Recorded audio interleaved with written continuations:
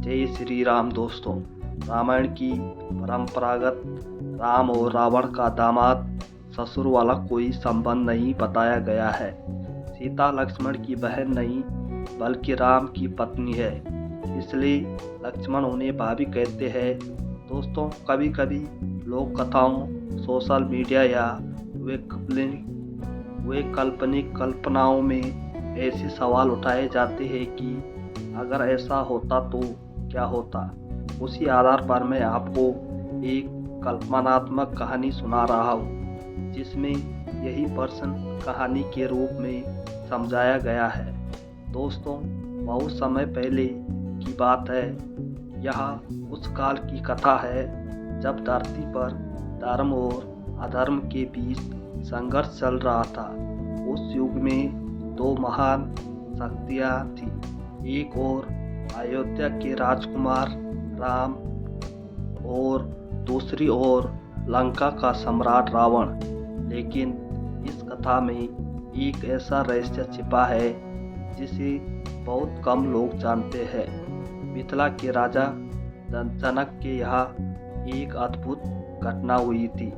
एक दिन खेत जोतते समय उन्हें धरती से एक कन्या मिली।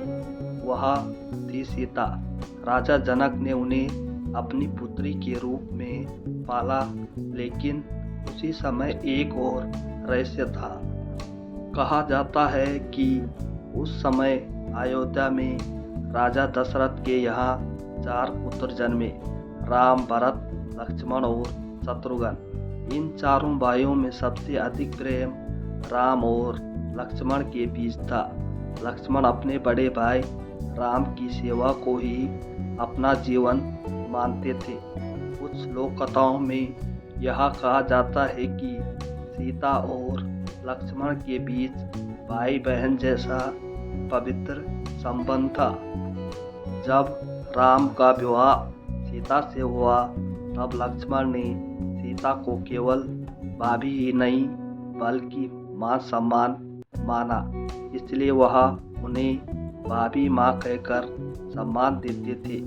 उधर समुद्र पार स्वर्ण नगरी लंका में रावण का राज्य था। रावण बहुत विद्वान, शक्तिशाली और शिव भक्त था। उसने वेदों और शास्त्रों का गहरा ज्ञान प्राप्त किया था, लेकिन उसके भीतर एक दोष था, अहंकार। रावण को लगता था कि संसार में उससे बड़ा कोई नहीं है। एक दिन रावण की बहन शूर्पणखा वन में घूम रही थी। वहाँ उसने राम और लक्ष्मण को देखा। राम की सुंदरता और तेज देखकर वह मोहित हो गई। उसने राम से विवाह का प्रस्ताव रखा। राम ने मुस्कुराकर कहा, मैं विवाहित हूँ, तुम मेरे भाई लक्ष्मण से विवाह कर लो। जब उसने लक्ष्मण से कहा तो लक्ष्मण ने हंसते हुए उसे मना कर दिया। अपमानित होकर शूर्पणखा ने सीता पर हमला करना चाहा। तब लक्ष्मण ने क्रोध में आकर उसकी नाक काट दी।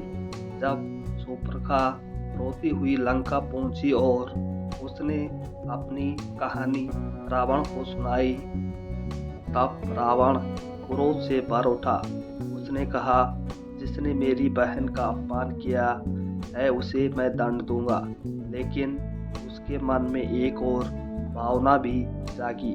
सीता की सुंदरता की चर्चा सुनकर वह उन्हें पाने की इच्छा करने लगा। रावण ने अपने मामा मारीच की सहायता से एक योजना बनाई।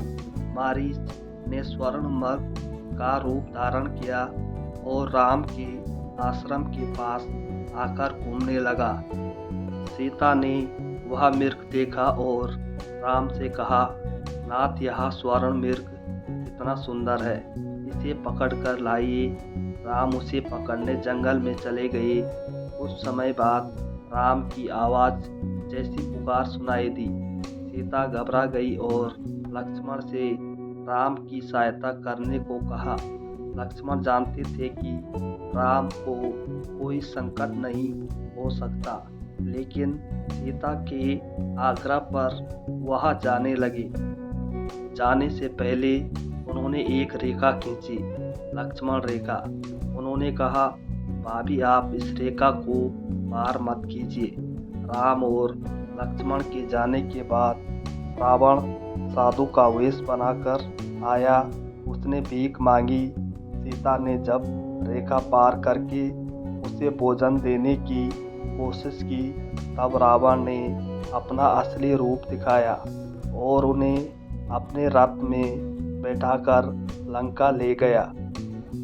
जब राम लौटे और उन्हें सीता के हरण का पता चला तो उनका हृदय दुख से भर गया। लक्ष्मण भी स्वयं को दोष देने लगे। राम ने कहा, भाई यह समय दुख का नहीं, सीता की खोज का है। सीता की खोज करते हुए राम और लक्ष्मण की भेंट वानर राज सुग्रीव और महान भक्त हनुमान से हुई। हनुमान ने समुद्र पार करके लंका में सीता का पता लगाया। उन्होंने सीता को राम की अंगूठी दी और संदेश दिया, माता प्रभु शीघ्र ही आपको लेने आएंगे।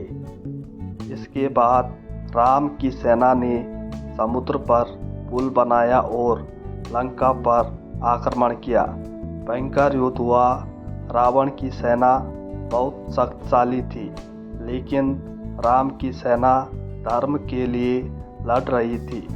अंततः राम और रावण का सामना हुआ। लंबे युद्ध के बाद राम ने अपने दिव्य अस्त्र से रावण का वध कर दिया। यदि कोई पूछे कि अगर राम रावण के दामाद होते तो भी युद्ध क्यों होता, तो इसका उत्तर यही है, जब अहंकार और अधर्म बढ़ जाता है तब रिश्ते भी टूट जाते हैं। धर्म की रक्षा के लिए कभी कभी अपने ही संबंधियों के विरुद्ध खड़ा होना पड़ता है। लक्ष्मण के लिए सीता दो रूपों में थी, भाई की पत्नी होने के कारण भाभी और सम्मान के कारण माता सम्मान। इसलिए लक्ष्मण ने जीवन भर सीता का आदर किया। इस कहानी की सबसे बड़ी सीख यह है, रिश्तों से बड़ा धर्म होता है, शक्ति से बड़ा सत्य होता है और अहंकार अंत में हमेशा हारता है। जय श्री राम।